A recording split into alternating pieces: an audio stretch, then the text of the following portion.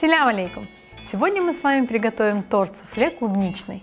Для этого нам понадобится молотое печенье, сахар, масло, творог, тертая клубника, желатин и сливки. Перемешиваем молотое печенье с растопленным маслом. У нас должна получиться масса, похожая на мокрый песок. Выкладываем нашу массу в форму.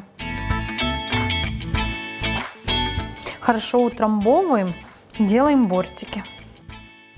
Отправляем основу в холодильник и приступаем к приготовлению суфле.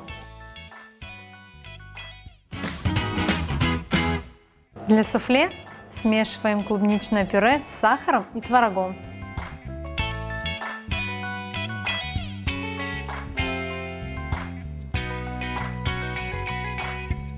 После того, как масса хорошо перемешалась, добавляем растопленный желатин.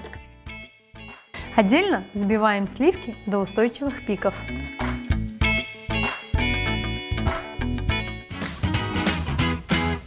Добавляем сливки в творожно-клубничную массу и все тщательно перемешиваем.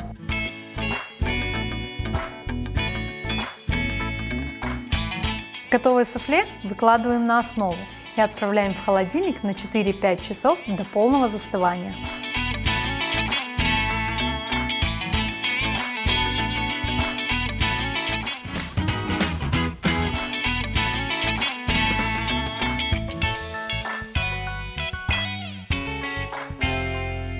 Наш торт суфле готов. Аш татлы олсун!